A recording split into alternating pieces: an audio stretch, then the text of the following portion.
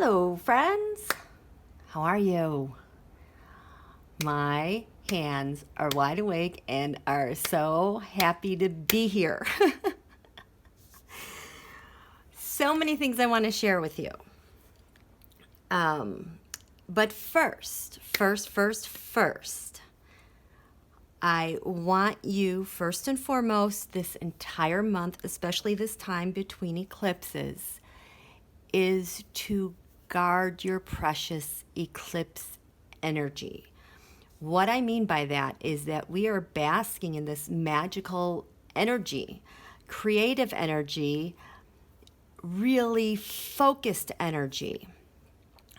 All of us are. In the United States, we're kind of focused on the same thing. And so as we kind of lead ourselves through this mess, we're also paving a way for the rest of the country. Because when they start freaking out, they're going to need kind of like an energetic path that's been carved for them. And the more we mind our energy and what we're doing with it right now is critical. I can't impress upon you enough.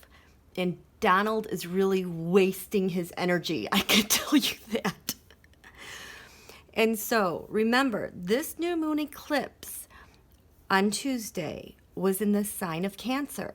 It is the sign, the sun that's in Cancer rules our country by our Declaration of Independence.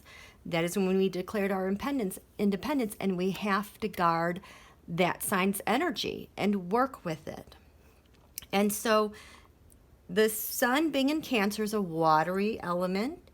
It has to do with our emotions. It's how we care and nurture each other. And we're really struggling to do that right now.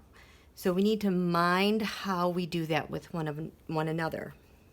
The other thing is that the most important things with this eclipse still has to be with recognizing and valuing your personal feelings, no matter where they are in the continuum. If you're angry, you still need to value that, because there's something inside of you that's trying to get your attention, right? It's great to feel good, but even when we're feeling rotten, we have to acknowledge that and take value in that, and, be forgiving and nurturing to that. I know it's hard in the moment to be forgiving of yourself with your anger or your disappointment, but really it's okay. We need to do more of that for ourselves so we can bring that to each other. This is hard for me too, but needing to learn how to let go of control. The oceans don't control their tides from one, coast to another continent. They just flow, and we have to just kind of let all of these topsy-turvy waves, the nice, smooth, reflective waves, we just have to let those go, because they're feeding something else, or they're coming at us from somewhere else. But we have to mind what we do with that and just let things go as they are, and mind how we're nurturing ourselves in the moment. That also goes with food, by the way. Just stop eating that crap that makes you feel sick, okay? This is not the month to do that. If you're going to irritate your digestive system, and if you have cramps and all, this is the month you have to get to the bottom of that, because you're pre-paving the way for your health for this next month and for another year and a half. I promise you want to get on top of that. The other thing we're asked to in guarding your eclipse energy is trusting your gut instincts, even if it's something you don't like, even if it's something that sounds totally crazy. Go with it. You have to trust yourselves. And the other thing, which has been a challenge for many of us lately, is just giving yourself permission to have personal satisfaction in anything that you're doing. I am telling you, when these eclipses get triggered again and reappear next January, this stuff is about make or break. Things are going to break apart that aren't serving us, so it's better to just cut ties with those things now. And the things that we appreciate and value and give us satisfaction, they're going to be rock solid. So please protect your eclipse energy. Yes, every day, from the moment you get up to how you sleep, those ideas that come from your subconscious, or maybe those feelings that you try to shove down low, this is the time to deal with them and embrace them and nurture them.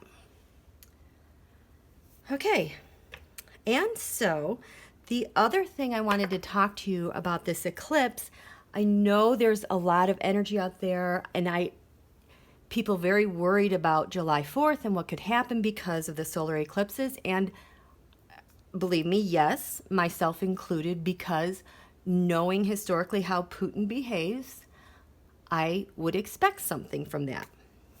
This is what I want you all to keep in mind. When we looked at that eclipse over DC, here's the chart again. Remember, the sun rises in the east, it reaches its highest point, and then it starts to set. Well, this eclipse happened at 3:16 in the afternoon in Washington, D.C. So the sun had already hit its peak. It is fading away. Think about that, fading away. If the sun represents the president, that energy, that grip, his control as an authority in the 10th house is slipping away to far away places. So, as a president of the United States, his focus and his emotions are in the 9th house of long distance travel. And this is where Putin traditionally shows up. There's a lot of planets here. We've got the sun, the moon, Mars, the thing that gives him energy, his warring planet, the planet that has him going charging out there and asserting himself. That's faded away from his total grasp. Same with Mercury. That's his ruling planet as a Gemini. It's kind of faded in someone else's grasp, and it's going to go retrograde. And then he's got his Venus, money, sitting in the 8th house of other people's money. So when we look at this chart, you have to keep in mind what the public sees is above the horizon, meaning it's during the day. It's like when you're walking outside during the day and you see people doing stuff, we can all see that. But before the sun rises and after the sun sets and we go out and look at people, go outside, we really don't see people and what they're doing. Well, that's because they're attending to their business below the horizon. I mean, it's not a public space. So when we are looking at what's going on with Donald and we want to know what's happening, you know what? We only get half the story on the surface, okay? So if we're just going to see what's up with Donald this summer, well, his focus and his emotions are farther away than at home. His energy and his thoughts, his communications, contracts, deals, children, electronics, those have faded away, farther away. And that's all we know. We just kind of see him reactive or just saying whatever. But if you look at all these planets, these planets he's dealing with, there's a lot of red. There's a lot of conflicts below the horizon we can't really see. We can see this planet, Uranus, on the descendant, which is like, oh my God, there's going to be it's just whatever happens, it's just going to be sudden and just stunning. And we're going to be like, oh my God, can you believe it? So, and shocking. So that's really all we get to see and observe. There's some blue lines. Well, if you look below here, this is what his war is going on behind the scenes. I am telling you, there is so much going on. My jaw drops out so many times during the day when I'm looking at this stuff and we can't see it.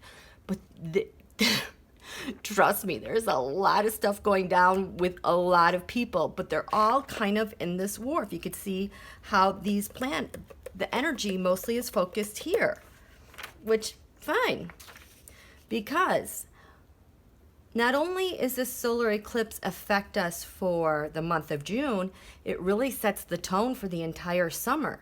So if we're going to look at this entire summer and what is going to be kind of the anchoring energies of what everything kind of spins off with? Well, when I drew the cards, remember, Donald drew one, and then we the people drew one.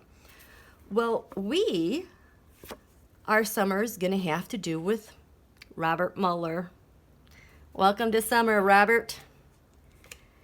And Donald's summer has to do with, 8 wands. News traveling fast. And he's not in control of that, and he's not in control of that either. These are the top things day in and day out that he's dealing with. But we can't see what he's dealing with. But when I lift up the paper and I show you what's down here, we see, oh my God, look at this. You're going to see he's dealing with Saturn and Pluto, the planet of obstacles, authority, slow things to develop, things like when you kind of feel like the screws are put to you or your back is against a wall. That's kind of Saturn working at you, putting the screws to you. Pluto transforms things, destroys things, recreates things.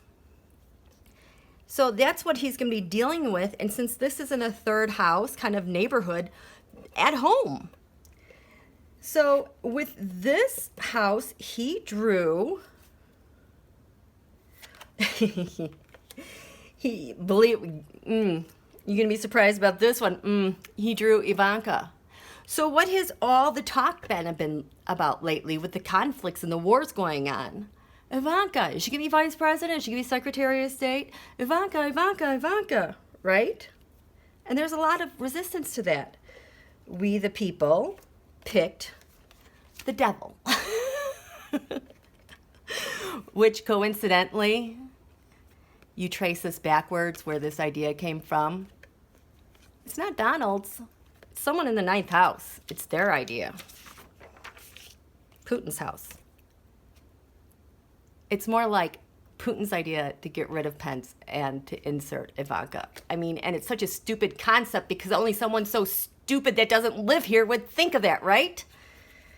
So this is the teeter-totter. That's going to be going on and on and on.